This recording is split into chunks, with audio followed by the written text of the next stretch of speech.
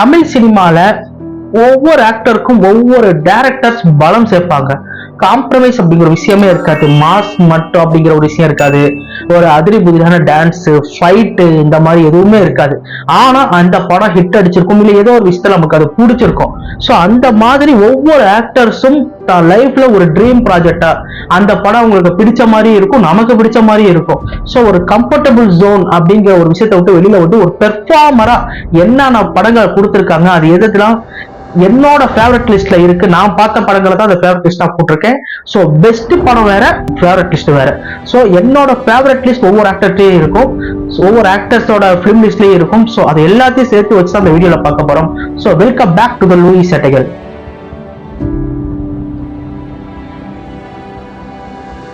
நம்ம ஃபர்ஸ்ட் எடுத்தோன்னா as usual பார்க்க போறது ரஜினி சார். ரஜினி சாரை பத்தி பேசணும்னா நிறைய பேசலாம். அவர் வந்து காம்ப்ரமைஸ் இல்லாம பல ஸ்கிரிப்ட் அவரு கமல் சார்லாம் அந்த பீரியட் அப்பெல்லாம் வந்து பார்த்து பண்ணியிருப்பாங்க. பாரதிராஜ இயக்கம், பாலு மகேந்திராவா இருக்கட்டும், பாலச்சந்திரா இருக்கட்டும், மகேந்திரனா இருக்கட்டும். இந்த மாதிரி டேரக்டர்ஸ் இருந்து வர மூவி அது எப்படி அறுவடை ஆகும்னா கிட்டத்தட்ட ஒரு பெர்ஃபார்ம் பண்ற ஒரு கலைக்களமா மட்டும்தான் வந்து இருக்கும். சோ அந்த லிஸ்ட்ல நான் ரஜினி சாரோட முதல் படமா நான் என்னோட ஃபேவரட் லிஸ்ட்ல இருந்து பாக்குறது என்ன அப்படின்னு பாத்தீங்கன்னா ஜானி படம். ஜானி படம் கிட்டத்தட்ட வந்து ஒரு கமர்ஷியல் படம். ஆனா அந்த படத்துல சண்டை இருக்காது. அந்த படத்துல அப்படியே மாஸ் பிஜிஎம் போட்டுட்டுலாம் வந்து யாரும் வந்து பெர்ஃபார்ம் பண்ண மாட்டாங்க. அதுல ரஜினி சாரை வந்து இந்த அளவுக்கு அழகா காட்ட முடியும் அப்படின்னா மகேந்திரன் சாரால தான் அப்படிங்கிறது பெட்டரா நமக்கு தோணும். நான் ஆக்ட் பண்ணிட்டு வந்து மகேந்திர சார் வந்தாருன்னு சொன்னாலே அது கொஞ்சம் டென்ஷன் ஆயிடும். அப்படி கை வச்சுட்டு பார்ப்பாரு, என்னையே பார்ப்பாரு. அந்த ரஜினி ஸ்டைல் அப்படின்றது மகேந்திர சார் உருவாக்கினது தான். பேசிக்கலி மகேந்திரன் சார் வந்து ஒரு ரைட்டரா இருக்கிறாங்க அப்படின்னா பொதுவா எப்படி இருக்கும்னா அந்த சினிமா வந்து ஒவ்வொரு விஷயத்தையும் காட்சி படுத்துற விதம் வந்து ரொம்ப அழகா இருக்கும். ரைட்டர்ஸ் வந்து என்னைக்குமே வந்து ஒவ்வொரு விஷயத்துக்கும் இலக்கணம் கொடுப்பாங்க. ஃபார் எக்ஸாம்பிள் இப்ப வந்து ஒரு பையன் வந்து தண்ணி குடம் பிடிச்சிட்டு வீட்டுக்கு வரான் அப்படின்னு இருக்குன்னு வச்சுக்கோங்களேன். அந்த தண்ணி குடம் பிடித்து அவன் வரும் பொழுது அவன் மனதில் 1000 சிந்தனைகள் வந்து இந்த மாதிரி ஒவ்வொரு விஷயத்துக்கும் அவங்க ஸ்டெப் பை ஸ்டெப்பா ரைட் பண்ணிக்கிட்டே வருவாங்க. சோ மகேந்திரன் சார் வந்து முள்ளும் மலரும் படத்துக்கு முன்னாடி ரைட்டரா தான் இருந்தாரு. அப்பயே சொல்லிட்டாரு, ரஜினி சார் நான் உங்களை வச்சுதான் ஹீரோவா வச்சுதான் பண்ணுவேன் அப்படின்னு சொல்லிட்டாரு. ஆனா ரஜினி சாருக்கு என்ன அப்படின்னு பாத்தீங்கன்னா ரஜினி சார் வந்து சும்மா நார்மலா நடிச்சுட்டு போயிடலாம் அப்படின்னு நினைச்சிருக்காரு. பட் இங்க ஷூட்டிங் ஸ்பாட்டுக்கு வந்தவனதான் தெரியுது மகேந்திரன் சார் வந்து கிட்டத்தட்ட ஒர்க் பிச்சு உதறி இருக்காரு. ரஜினி சார் பெண்ட கழட்டி இருக்காரு. இது ரஜினி சாரே ஒரு இன்டர்வியூல சொல்லியிருப்பாரு. அதே மாதிரி ரஜினி சாரோட ஃபேவரட் டைரக்டர்ஸ் லிஸ்ட்ல மகேந்திரன் சாரும் ஒருவர். தானியோட கதை என்ன? தனக்குத்தானே வந்து ஜானின் பேர் வச்சுக்கிட்டு ஒரு வில்லங்க திருடனா இருக்கிற அந்த ஜானி என்கிற ரஜினி சார் வந்து ஸ்ரீதேவியின் குரல் வளத்தால் ஈர்க்கப்பட்டு அர்ச்சனா கதாபாத்திரம் எடுத்திருப்பாங்க. சோ அவங்க பின்னாடியே சுத்திக்கிட்டு அவங்க பின்னாடியே இருக்கிறப்ப ஒரு ஃபேன் பாயா இருக்கும் பொழுது ஸ்ரீதேவியால கண்டுக்கவே கூட முடியாது. அப்படி இருக்கும் பொழுது தான் வந்து இப்பேற்பட்ட ஒரு ஃபேன் பாய் நமக்கு இருக்காங்கன்னு சொல்லிட்டு இந்த அர்ச்சனாவுக்கு தெரிய வருது. அப்படி தெரிய வரும் பொழுது அவங்க கூட பழகுற ஒரு சந்தர்ப்பம் வரும் பொழுது அவங்க மேல காதல் வயப்படுறாங்க. அப்படி வரும் பொழுது காதலையும் சொல்றாங்க ஸ்ரீதேவி மேம் ரஜினி சார் கிட்ட. சொல்லும் பொழுது நான் வந்து ஒரு திருடன், அதனால வந்து இவங்க காதலை ஏற்க முடியாதுன்னு தன் மனதுக்குள்ள சொல்லிக்கிட்டு அதை நிராகரிக்கிறாங்க. சோ இதனால மனம் உடைஞ்ச ஸ்ரீதேவி மேம் என்ன பண்றாங்கன்னா இனிமே வந்து நான் பாட்டு பாடவே மாட்டேன் அப்படிங்கிற ஒரு முடிவுக்கு வராங்க. முடிவுக்கு வரும்பொழுது இன்னொரு பக்கம் வித்யாசாகர் அப்படிங்கிற இன்னொரு மாறுபட்ட ஒரு நடிப்பை வந்து ரஜினி சார் கொடுத்திருப்பாரு. அவர் வந்து ஒரு சலூன் கடைக்காரரா இருப்பாரு. அவர்கிட்ட வேலை செய்யற தீபா அப்படிங்கிற ஒரு பொண்ணை வந்து காதலிப்பாரு. காதலிக்கும் பொழுது தீபா வந்து அவங்க கிட்ட வேலை செய்வாங்க. வேலை செஞ்சுக்கிட்டு இருக்கும் பொழுது கிட்டத்தட்ட எல்லாம் நல்லபடியா தான் போகும். அப்ப தீபா வந்து ரஜினி சாரோட பெட்டரா ஒரு பையன் கிடைச்சிட்டாருன்னு சொல்லிட்டு அவரோட ஓடி போறப்ப அவங்க 2 பேத்தையும் கோலம் பண்ணி விட்டுருவாரு. இந்த ரஜினியும் அந்த ரஜினியும் மீட் பண்ணும் ஒரு சந்தர்ப்பம் வரும். சோ இதெல்லாம் நடக்கும், அந்த படத்துல நடக்கும்போது இவங்க வந்து இந்த ரஜினி யாராவது நம்ம சலூன் ரஜினி சார் வந்து என்ன பண்ணுவாருன்னா ஊருக்கு பதிலா அங்க ஸ்ரீதேவி அவங்க வீட்டுக்கு போய் தங்கி இருப்பாங்க. தங்கி இருக்கும் பொழுது அவர் வந்து ஸ்ரீதேவி மேம் வந்து நினைச்சிருப்பாங்கன்னா இவங்க வந்து நம்ம ரஜினி தான் நினைச்சிட்டு இருப்பாங்க. அவங்களுக்காக ஒரு வாரம் நல்லா கவனிக்கும் பொழுது அவங்களோட அன்பை பார்த்துட்டு இனிமே வந்து நடிக்க முடியாது உங்கள்கிட்ட, நான் வந்து நீங்க நினைக்கிற ஜானி கிடையாது அப்படின்னு சொன்ன உடனேயே அவங்க ஒரு ஐடியாவும் கொடுப்பாங்க. நான் வந்து ஒரு ஐடியா கொடுக்குறேன், நீங்க கடைசியா ஒரு பாட்டு வந்து இன்னிசை நிகழ்ச்சி நடத்துங்க, அதுல கண்டிப்பா உங்கள்கிட்ட ஜானி வருவார்னு சொல்லி போயிடுவாரு அவரு. சோ அப்படி போகும்பொழுது ரஜினி சாருக்காக ஒரு பாட்டு பாடலாம், இதான் கடைசி இனிசிய நிகழ்ச்சின்னு சொல்றப்ப கட்டும் சீற்றம் மழை புயல்லாம் வரனால ஃபேன்ஸ் யாரும் வர மாட்டாங்க. கடைசியா வந்து செய்வார் ஒரு ஜானி. ஓகே, இப்ப இந்த கதையோட ஒரு அனலைஸ நான் பார்க்கணும்னு ஆசைப்படுறேன். இந்த கதையோட ஒரு 2 விஷயம் இருக்கு.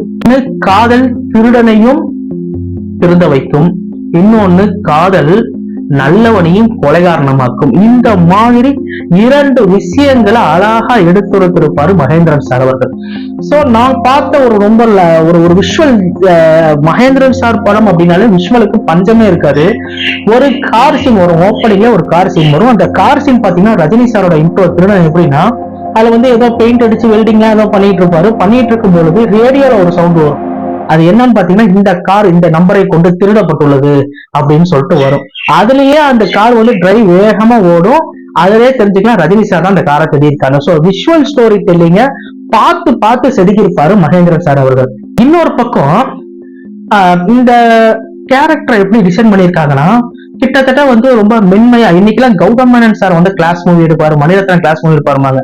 7G ரெயின்போ காலனி படம் செல்வராமன் சார் பாருங்க, ஒரு ஒரு ஒரு ஹீரோயின் பேசி முடிச்சோன்னா ஒரு கேப் இருக்கும், அதுக்கப்புறம் ஹீரோ பேசுவார், ஒரு கேப் இருந்துகிட்டே இருக்கும். இதெல்லாம் எங்க இருந்து வந்துச்சு அப்படின்னு பாத்தீங்கன்னா, இந்த ஜானிங்கிற ஒரு அற்புதமான படைப்புல இருந்து மட்டும்தான் வந்துச்சு. சோ அந்த கதாபாத்திரம் 2 பேசிக்குது. எப்படின்னா, ஸ்ரீதேவி கேரக்டரும் பேசிக்குது, ரஜினி கேரக்டர். இவங்க 2 பேரும் ஒரு இடத்துல மீட் பண்ணிக்கிறாங்க. எங்க மீட் பண்ணிக்கிறாங்க அப்படின்னு பாத்தீங்கன்னா, இவர் பொக்கே கொடுக்கலாம்னு சொல்லிட்டு ஃபர்ஸ்ட் போவாரு. ரஜினி சார் வந்து பொக்கே கொடுக்கலாம்னு சொல்லிட்டு ஃபர்ஸ்ட் போவாரு. போனா அந்த இடத்துல வந்து கொடுக்கவே முடியாது ரஜினி சாரால. மறுநாள் என்ன பண்ணுவாருன்னா, தோட்டத்தையே அவர் வீட்டு முன்னாடி வைப்பார். சோ அதுதான் மாஸ்டர் சீனு.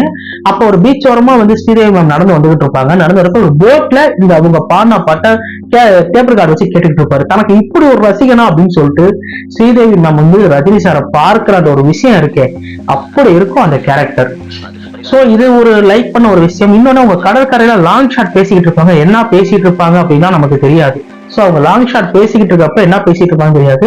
அதை பார்க்கும்போது நமக்கு என்ன தோணும் அப்படின்னா, சரி இது என்னடா இவ்வளவு சூப்பரா இருக்கே அப்படின்னு சொல்லிட்டு நமக்கு தோணும். ஆனா அதிரி புதிரான காதல் காட்சி, தொடுக்கல் இல்ல முத்த கண் காட்சி, ஆபாசம் எதுவுமே இருக்காது. இவர் வந்து தனிமையில அவங்க 2 பேரும் மீட் பண்ணிக்கிறாங்க. யாருன்னா, இந்த பாடகி அர்ச்சனாவும் இந்த ஜானி கேரக்டரும் தனியா மீட் பண்ணிக்கிறாங்க. மீட் பண்ணிக்கும் போது சொல்லுவாங்க, எங்க அம்மா வந்து பிறந்த நாள் அன்னைக்கு எப்போதுமே காசு கொடுப்பாங்க, இப்ப அவங்க வந்து காசு கொடுக்க முடியாது, அதனால எப்போதும் பிறந்த நாளுக்கு நீங்க எனக்கு காசு கொடுப்பீங்க அப்படின்னு சொல்லி ஒரு டைரக்ட் ஒண்ணு இருக்கும். இதை கேட்டு ஸ்ரீதேவி மேம்க்கு ஒரு ரியாக்ஷன் ஒண்ணு இருக்கும். அதை பாக்குறப்ப நமக்கு நல்லா இருக்கும் பார்க்க. சோ அவங்க சொல்லுவாங்க, இந்த குடுப்பனை எப்போதும் எனக்கு கொடுப்பீங்களா அப்படின்னு சொல்லிட்டு அந்த இடத்துலதான் அம்மா வைக்கிற ஸ்டேஜ்ல வந்து என்னை இவங்க வச்சிருக்காங்க அப்படிங்கறத ஸ்ரீதேவி மேம் அங்கதான் வந்து உணர்வாங்களே.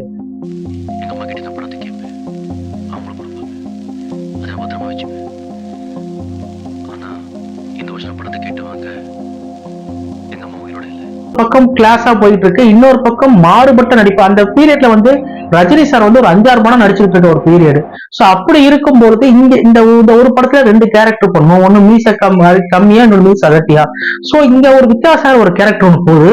அதுல தீபா கேரக்டர் வந்து டைரக்டர் எப்படி சொல்லியிருப்பாருன்னா, ஒரு புடவை கடைக்கு கூட்டு போவாங்க. அதுல வந்து தீபா கேரக்டர் வந்து புடவை வந்து ஒண்ணு எடுத்துக்கிட்டு இருக்கும், அதை விட இந்த பெஸ்டா கடைக்காரருக்கு அப்புறம் அதை எடுக்கும், அதை விட்டா இன்னொரு பெஸ்டா காமிப்பாங்க, அதை எடுக்கும். சோ இப்படி மாத்தி மாத்தி எடுக்கிறத உளவியல் ரீதியா நமக்கும் காமிச்சிருப்பாரு டைரக்டர். அப்ப இந்த தீபாங்கிற கேரக்டர் ஒன்ன விட ஒண்ணு பெஸ்டா தான் வந்து தேர்ந்தெடுக்கும் அப்படிங்கறதுல ரொம்ப தெளிவா இருக்கு.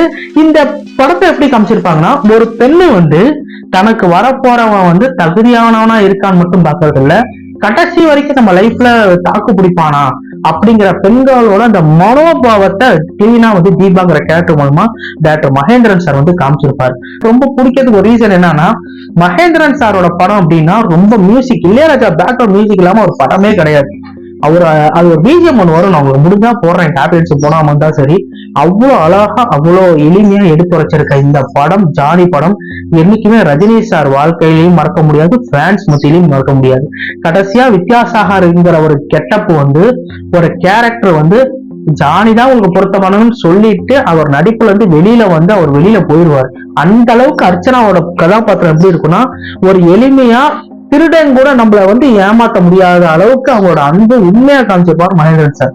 சோ அந்த பாடல்ல பாடிக்கிட்டு இருக்கப்ப 6 பாட்டுமே ஹிட், எல்லா பாட்டுமே ஹிட். சோ எல்லா பாட்டுமே வந்து ரொம்ப வேற மாதிரி இருக்கும் அப்படின்னு தான் நம்ம சொல்லி ஆகணும். சோ ஜானி படம் என்றும் ரஜினி சாருக்கு ஒரு மாஸ்டர் பீஸ் தான். சோ கமல்ஹாசன் சார் அப்படின்னு சொன்னாலே கண்டிப்பா எதிர்பார்த்த 16 வயதினிலே மூவி தான். சோ அந்த மூவியை விட ஒரு காம்ப்ரமைஸ் இல்லாம ஒரு படம் நடிச்சாருன்னு சொன்னா என் மனசுக்கு தோணல. மேபி நீங்க இருந்துச்சுன்னா சொல்லுங்க சார். அந்த மூவியோட ஒரு ஸ்பெஷல் என்ன, ஒரு யதார்த்த சினிமாவை பாரதி ராஜா சார் வழங்கினார் அப்படிங்கறத நிதர்சனமான உண்மை. கமலஹாசன் சார் ஒரு பேட்டியில சொல்லியிருப்பாரு, என்னன்னா என் ஆபீஸ்க்கு ஒருத்தர் வந்து கரவேட்டியோட ஒருத்தர் வந்து கதை சொன்னாரு. அவர் இருக்கிற ட்ரெஸ் உடையெல்லாம் பார்த்தா நமக்கு கதை கேட்கனே தோணாது, அந்த அளவுக்கு இருக்கும். பட் அவர் ஸ்கிரிப்ட் படிச்ச அடுத்த செகண்ட் நான் முடிவு பண்ணேன் இவர் பெரிய டைரக்டரா வருவாரு அப்படின்னு சொல்லிட்டு. காரணம் என்னன்னா அவரோட ஸ்கிரிப்டோட அந்த நெரேட்டிவ் பண்ண அந்த விஷயம் அதுதான். சோ அந்த 16 வயதில் படம் வந்து கிட்டத்தட்ட நாகேஷ்க்கு எழுதப்பட்டு அதுக்கப்புறம் வந்து பாத்தீங்கன்னா பிளாக் அண்ட் ஒயிட்ல இருந்து கலர் சினிமா மாத்துற ஒரு பீரியடா இருக்கட்டும். அந்த மாதிரி டைம்ல திருப்பி கமலஹாசன் சாருக்கு போய் கமலஹாசன் சார் வந்து சம்பள உயர்வு வந்து பேசி இந்த மாதிரிதான் பாரதிராஜா சார் கஷ்டப்பட்டு தான் அந்த படத்தை எடுத்தாரு. சம்பளம் வந்து பாத்தீங்க அப்படின்னா நல்லா பாருங்க, கமலஹாசன் சாருக்கு வந்து 25,000 சம்பளம், ஸ்ரீதேவி மேடம்க்கு வந்து பாத்தீங்க அப்படின்னா 15,000 சம்பளம், ரஜினி சாருக்கு 3,000 சம்பளம். சோ இந்த படத்தோட கதை என்ன, குருவமாக இருக்கிறாங்க காந்திமதி. சோ அவங்களுக்கு வீட்டுல ஒரு பொண்ணு வளருது மயிலு அப்படின்னு சொல்லிட்டு. மயிலு வந்து அவருக்கு கீழே வந்து சப்பானி அப்படிங்கிற ஒரு கேரக்டர் கமலஹாசன் சார் இருக்காரு. ஊருக்காரராக ரஜினி சார் பரட்ட அந்த கேரக்டர் பண்ணியிருக்காரு. ஸோ அவர் கூட இருக்க 2-3 தோழர்கள். ஸோ இந்த மயிலுக்கு வந்து டீச்சர் ஆகணும் அப்படிங்கிறது ஒரு ஆசை. ஸோ அப்படி இருக்கிறப்ப அவங்க படிப்பெல்லாம் படிச்சுட்டு அவங்க வந்து அப்ளை எல்லாம் பண்ணிட்டாங்க. ஸோ அவங்க ஊருக்கு ஒரு டாக்டர் வராங்க. அந்த டாக்டர் மேல காதல் வயப்படுகிறார். அப்படி காதல் வரும்பொழுது என்ன ஆகுதுன்னா அந்த டாக்டர் வந்து இவர் கூட சேர்ந்து இருக்கணுங்கிறதுனால வந்து அந்த டீச்சர் வேலையை வந்து இந்த அம்மா விட்டுருவாங்க. ஸோ விட்டதுக்கு அப்புறம் டாக்டரோட விளக்கணம் தெரியுது. நான் ஆசைப்பட்டது உன் 16 வயசுக்கு தான், நான் வந்து உனக்கு இல்லை அப்படின்னு சொன்னோன்னே இவங்க என்ன பண்றாங்க அப்படின்னு பாத்தீங்கன்னா கிட்டத்தட்ட வந்து மனது ஒரு மாதிரி ஆயிடுறாங்க. இந்த விஷயம் வந்து குருவம்மாவுக்கு தெரிஞ்சு பரட்ட பண்ண வில்லத்தனத்தினால ஸோ என்ன பண்றாங்க, குருவம்மா வந்து செத்தும் போயிடுறாங்க, டாக்டரும் கையை வச்சுட்டு போயிடுறாரு. அப்படி இருக்கும்பொழுது இத்தனை நாளா நம்ம வந்து ஒருத்தனை தப்பா நினைச்சிட்டோம், அது யாருன்னா இந்த சப்பானி. ஸோ இனிமேல் வந்து சப்பானிய வந்து நம்ம சப்பானின்னு சொல்லக்கூடாது, கோபாலகிருஷ்ணன்ங்கிற பேர்ல தான் கூப்பிடணும் அப்படின்னு சொல்லிட்டு அவருக்கு தைரியம் சொல்லி இனிமே வந்து உனக்கு நான் தான் எனக்கு நீ தான் அப்படின்னு சொல்லிட்டு ஒரு பலப்படுத்த ஒரு கேரக்டர் அந்த மயில வந்து டிசைன் பண்ணியிருப்பாரு பாரதி ராஜா சார். சோ இந்த 16 வயதில படம் எடுக்கிறப்ப நிறைய டிஸ்ட்ரிபியூட்டர்ஸ் வந்து நான் வாங்கவே மாட்டேன், படம் ஓடாது. ஏன்னா காரணம் என்ன, அப்ப வந்து ஸ்டுடியோ செட்டு போட்டுதான் வந்து பாடல்களை இயக்குறதா இருக்கட்டும், இல்ல ஒரு ஸ்டுடியோக்குள்ள படத்தை முடிக்கிறதா இருக்கட்டும், இப்படியே பழகின மக்களுக்கு இந்த படம் வந்து ஒரு எல்லாம் வெளியிலேயே இருக்கே அப்படின்னு சொல்லிட்டு ஒரு மைண்ட் ஒண்ணு போய்கிட்டே இருந்திருக்கு டிஸ்ட்ரிபியூட்டருக்கு. யாருமே வாங்க வரல, முன் வரல. படம் எடுத்து முடிச்சதுக்கு அப்புறம் தான் ஒரு பாயிண்ட் வந்திருக்கு, ஓகே இது கிளிக் ஆகும் அப்படின்னு சொல்லிட்டு. பாரதிராஜா சார் அந்த அளவுக்கு வந்து டிசைன் பண்ணியிருப்பாரு. சோ இந்த கேரக்டர்ல வந்து மயிலா இருக்கட்டும், சப்பானியா இருக்கட்டும், சப்பானி படத்துல வந்து நொண்டி வந்து நடிப்பாரு ரொம்ப கமல்ஹாசன் சார். அதுக்கு வந்து பாரதிராஜா சார் சொன்ன ஒரு வார்த்தை என்னன்னா, நீ ஹீரோன்னு இப்படி பண்ணக்கூடாது அப்படின்னா, இல்ல இந்த கேரக்டருக்கு இதான் கரெக்டா இருக்கும் அப்படின்னு சொல்லிட்டு அதை கடைசி வரைக்கும் ஃபாலோ பண்ணிட்டு இருப்பாரு. ஸோ நம்ம பார்த்த ஒரு நொண்டி கேரக்டர், அதாவது தப்பா சொல்லல, அவர் நொண்டி பண்ண அந்த ஒரு கேரக்டர் வந்து ஹீரோயிசம் பண்ணிருக்கு அப்படிங்கிறது தான் இங்க மாஸ்டர் பீஸ் ஒரு விஷயம். ஸோ கடைசியில என்ன நடக்கும், பரட்டை வந்து அவர் வந்து கற்பழிக்க போறப்ப கல் எடுத்து கொன்று அதுக்கப்புறம் மயில் வந்து சப்பானிக்காக காத்து இருக்காங்க. ஒரு எளிமையான சினிமா, இல்ல ஹீரோயிசம் ஒரு விஷயத்துக்கே இடம் இல்ல. அங்க இருக்கிற அந்த சூழலை அழகா மையப்படுத்தி 16 வயதினால பதத்தை கொடுத்திருப்பாரு பாரதிராஜா சார். சோ கமல் சாருக்கா இருக்கட்டும், ரஜினி சாருக்கா இருக்கட்டும், ஒரு பெரிய விஷயம், ரஜினி சார் அப்ப பாம்லே கிடையாது, அவர் வந்து ஒரு சக நடிகர் கிடையாது, அவர் வந்து ஒரு அட்மாஸ்பியர் ஆர்டிஸ்ட் மாதிரி அவர் வந்து ஒரு ஆர்டிஸ்ட் அவ்வளவுதான், மற்றபடி ஒரு பெரிய ஹீரோலாம் இல்ல. சம்பளத்தை பார்த்தாலே தெரிஞ்சிருக்குமே, கமல் சார் அங்க, ரஜினி சார் இங்க, அதுக்கப்புறம் தான் அது அப்படியே மாறி இப்படி வந்திருக்கு. சோ அது மாதிரிதான். சோ 16 வயதினிலே அப்படிங்கிற ஒரு மிகப்பெரிய ஒரு மாஸ்டர் பீஸை கொடுத்த பாரதிராஜா சாரை நினைவு கூறும் தருணம் இது. சோ 16 வயதினிலே கமல் சார் லைஃப்ல காம்ப்ரமைஸே இல்லாம கோவனெல்லாம் கட்டி இந்த இன்றும் காலம் மாறாம இந்த படம் நம்ம பேசிட்டு இருக்கோம்னா அது பாரதிராஜா மேஜிக் தான். அடுத்து 1999 வெளிவந்த நடிகர் விஜய் சாருக்கு ஒரு மறக்க முடியாத ஒரு கான்செப்ட் கொடுத்திருக்காங்க, ஒரு கண்டென்ட், ஒரு மெயின் படம் கொடுத்திருக்காங்கன்னா துள்ளாத மனமும் துள்ளும் தான். சோ சென்னைக்கு குடி வந்த நம்ம விஜய் என்கிற குட்டிக்கு வந்து ஒரு பாடல் மீது ஒரு ஆர்வம் இருக்கு அவருக்கு வந்து. ஆனா அந்த ஒரு தருணம் இருக்குல்ல, அவருக்கு சரியான அங்கீகாரம் கிடைக்கல. சோ ஏதாவது ஒரு ஃபங்க்ஷன் அப்போ, பொங்கல் ஃபங்க்ஷன் அப்போ அந்த மாதிரி இடத்துல வந்து பாடிக்கிட்டு இருக்க ஒரு அந்த மாதிரி டைம்ல ஒரு பாடிட்டு இருக்க கேரக்டர். அவங்க இடத்துல ருக்குவா சிம்ரன் மேம் வருவாங்க. சோ வந்தோடனே இவரோட பாடல் கேக்குது, ஆனா யாருன்னு தெரியல. ஆனா இவங்கள பார்த்தா இவர் ரவுடித்தனமா ஏதாவது ஒண்ணு பண்ணிக்கிட்டே இருக்காரு. சோ குட்டிங்கிற ஒரு கேரக்டர் வேற, இந்த ரவுடி வேறன்னு தனித்தனியா நினைச்சுட்டு இருக்காங்க சிம்ரன் மேம். ஒரு கட்டத்துல விஜய் சார்னால, அதாவது குட்டினால இவங்க பார்வையே பறிபோகுது. பார்வை பறிபோகும் பொழுது திருப்பி அவங்களை வந்து பார்வை கொண்டு வந்து திருப்பி அவங்கள வந்து அவங்க நினைச்ச அந்த ஐஏஎஸ் ஆபீசர் கனவை நிறைவேற்றினாரா அப்படிங்கறதுதான் அந்த கதையே. சோ எழில் சார் வந்து இந்த படத்தை வந்து எடுக்கும் பொழுதே வந்து ஸ்ட்ரைட்டா சொல்லிட்டாரு, இது வந்து காம்ப்ரமைஸே இல்லாம இந்த ஸ்கிரிப்ட் வந்து நம்ம நவுத்த போறோம் அப்படின்னா. விஜய் சார் வந்து அப்ப மாஸ் ஹீரோவா வலம் வரத்துக்கு முன்னாடி ஸ்டேஜ். சோ நடித்து கொண்டிருந்த ஒரு பெர்ஃபார்மரா நடித்து கொண்டிருந்த ஸ்டேஜ்ல வந்து அந்த படம் வந்து பண்ணிக்கிட்டு இருக்காங்க. சோ அப்படி பண்ணும் பொழுது கிட்டத்தட்ட இந்த படம் வந்து விஜய் சார் லைஃப்ல ஒரு மிகப்பெரிய ஒரு வசூலை எட்டியது அப்படின்னு சொன்னா அது நிதர்சனமான உண்மை. சோ இந்த படத்துல அவர் ஒரு பெர்ஃபார்மரா நான் எங்கெங்கெல்லாம் ரசிச்சேன் அப்படின்னு பாத்தீங்கன்னா, ஸ்டார்டிங்லயே வந்து ஒரு ஸ்டூடெண்ட்ஸ் எல்லாம் வந்து கேட்பாங்கல்ல, இந்த புனேல இருந்து டூர் போயிட்டு வந்த அந்த சென்ட் ஜோசப் காலேஜ் ஸ்டூடெண்ட்ஸ் வந்து அவரோட பிளாஷ்பேக் கேட்பாங்க. படம் வந்து கிட்டத்தட்ட வந்து நான் லீனியர்ல போகும் ஸ்டோரி. சோ அவர் வந்து ருக்குங்கிற கேரக்டர் பத்தி ஓபன் பண்ணுவாரு, நான் எப்படிலாம் வாழ்ந்தேன் தெரியுமா அப்படின்னு சொல்லிட்டு. அந்த கேரக்டரா இருக்கட்டும், ருக்குட்ட வந்து ஒரு பேச போறப்ப வந்து ருக்கு பாக்குறப்பெல்லாம் வந்து ருக்கு தப்பா நினைச்சிருக்கோம். ஆனா கண்ணு போனதுக்கு அப்புறம் அவர் வந்து பாதுகாத்து அந்த பொண்ணுக்காக அவர் செய்யற ஒவ்வொரு விஷயமும் ரொம்ப அழகா இருக்கும். அந்த பொண்ணு வந்து சொல்லுவோம், இங்க பாரு நான் எல்லாத்தையும் நான் வந்து பாத்துட்டேன், நீரை பாத்துட்டேன், நிலத்தை பாத்துட்டேன், சம்திங் ஏதோ ஒரு டைலாக் சொல்லிட்டு எனக்கு இப்ப ஒன்ன பாக்கணும் போல இருக்குங்கிறப்ப விஜய் சார் ஒரு எக்ஸ்பிரஷன் கொடுத்திருப்பாரு. அதெல்லாம் மரண மாசு. அதே மாதிரி ருக்கு வந்து ஹாஸ்பிட்டலுக்கு கூட்டு போனோம் அப்படின்னு சொல்லிட்டு ஒரு நினைக்கிறப்ப அவங்க அம்மா இறந்துட்டாங்கன்னு சொல்லிட்டு கண்டி வரும். அதை பார்த்துட்டு ஒரு கக்கூஸ்ல உட்காந்துக்கிட்டு அழுதுகிட்டு இருப்பாரு. அழுதா மட்டும் பரவாயில்ல, அவர் ஒரு விஷயம் பண்ணிருப்பாரு, பக்கெட்டை நிறுத்த மூஞ்சில அடிப்பாரு. அடிச்சாலும் அவருக்கு வந்து திருப்பியும் வந்து அதாவது தாங்கிக்கவே முடியாது, திருப்பியும் மூஞ்சில அடிப்பாரு. அடிச்சு முடிச்சுட்டு திருப்பி சிம்ரனை வந்து அவர் இடத்துக்கு கூட்டு போவாரு. அவர் ஹாஸ்பிட்டலுக்கு கூட்டு போவாரு. கூட்டிட்டு போற இடத்துலதான் என்ன ஆகுதுன்னா ஃப்ரெண்ட்ஸ் சொல்லி விஷயத்த சொல்லுவாங்க.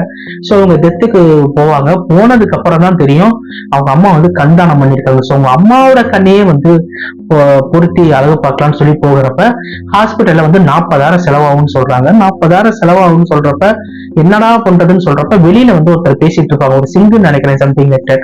அவர் வந்து எங்க அப்பாவுக்காக நான் 40 லட்சம் கூட கொடுக்க தயார், எனக்கு கிட்னி மட்டும் வேணும் அப்படின்னு சொல்றப்ப விஜய் சார் அதை ஒட்டு கேட்டுட்டு அந்த சிங்கு கிட்ட பேசி ஓகே நான் ரெடி பண்றேன் அப்படின்னு சொல்லிட்டு இவர் வந்து 40,000 ஃபர்ஸ்ட் அட்வான்ஸா கொடுத்து அதுக்கப்புறம் வந்து அந்த புனே டிராவல் பண்ணுவாரு. டிராவல் பண்ணும் பொழுது கிட்டத்தட்ட டிராவல் பண்ணிட்டு இருக்கப்ப அங்க ஒரு கைது பண்றாங்க. 7 வருஷம் ஜெயில இருந்து வெளியில வரப்ப நம்ம ஐஏஎஸ் அங்க இருக்க சூழ்நிலை எல்லாம் மாறுறத எழில் சார் அழகா காட்சி நிறுத்தி பண்ணிருப்பார்.